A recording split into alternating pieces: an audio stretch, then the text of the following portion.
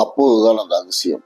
ஒரு நாள் 2 குதிரைகள் தேடி தேடி களைத்து நொந்து போன 2 வீரர்கள் ஒரு வழியாக பெய்ஜிங் பாடசாலையில் இயேசுவை அடையாளம் கண்டு ஆறத் தழுவி, இளைய பல்லவர் உங்கள் செலவிற்கு இந்த பொன்னை கொடுத்து அனுப்பினார் என்க, முதலாக இயேசுவிற்கு எங்கிருந்தோ வந்த நமக்கு சீனத்தில் தான் இருப்பான் என்று யூகித்து பொன்னையும் பொருளையும், தான் விரும்பி சாப்பிடும் அவள் என்ற பொருளையும், இந்தியாவின் கடலை என்ற பொருளையும் கொடுத்து அனுப்பியிருக்கிறார் என்றால் எனக்கும் அந்த இளைய பல்லவனுக்கும் என்ன உறவு? அதை கேட்ட குரு இன்னும் ஆடி போய், இவன் என்னமோ சாகசங்கள் புரிய போகிறான். கண்களில் ஒளி தேங்கிவிட்டது. என் மாணவர்கள் 10 வருடம் பயிற்சி செய்தால்தான் கண்களில் ஒளியே தங்கும். இவன் 2 வருடத்திலேயே கண்களில் ஒளியை பெற்று விட்டான். இனி இவன் பின்னால் பெரும் கூட்டமே வரும். ஜீசஸ் அமைதியாக பார்த்தார். மகனே, என்னிடத்தில் 10 ஆண்டுகள் கற்றுக்கொள்ளும் கலைகளை 2 ஆண்டுகளில் கற்றுத் தேர்ந்துள்ளாய். ஆசானாக விருப்பமா? இல்லை பிதாவே, நான் எனது ஊருக்கு செல்ல வேண்டும்.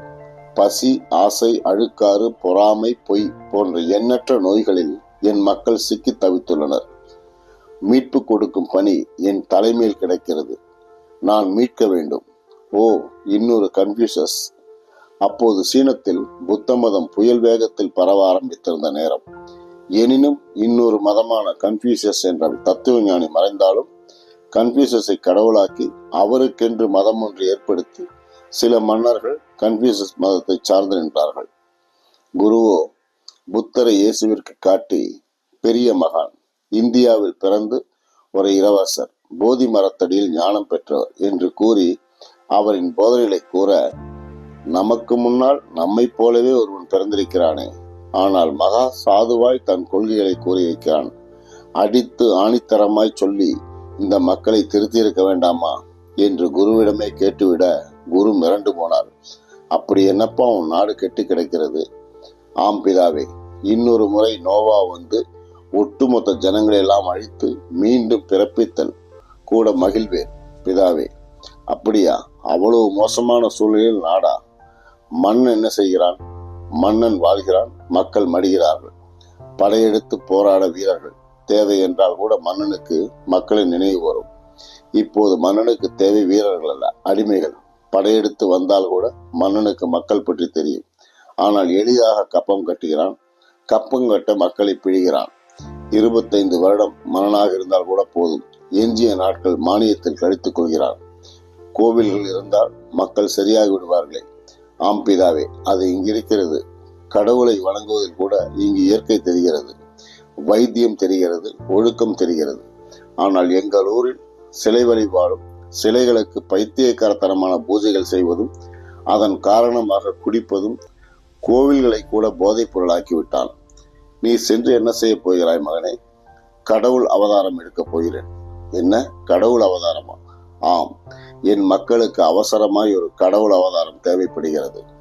நீ எப்படி கடவுளாக முடியும்? எங்கள் ஊரில் நோய்கள் அதிகம். அவர்கள் நோய்க்கு மருந்து தேவை. அந்த மருந்தை அவசர கால பிரகடனமாய் நான் செய்ய போகிறேன். செவியுள்ளவனுக்காய் பாடுபடப் போகிறேன். மன்னன் ஒப்புக்கொள்வானா உன் பணியை? மன்னனுக்கே வைத்தியம் தேவை பிதாவே. ஒரு வைத்தியனாக போ. ஏன் கடவுள் பெயரை இழுக்கிறாய்? முடிந்தவரை வைத்தியம் செய். நல்ல வைத்தியனாய் பெயரிடு. எதற்கப்பா திருத்தும் வேலையெல்லாம்? கல்லால் அடிக்கப் போகிறார்கள்.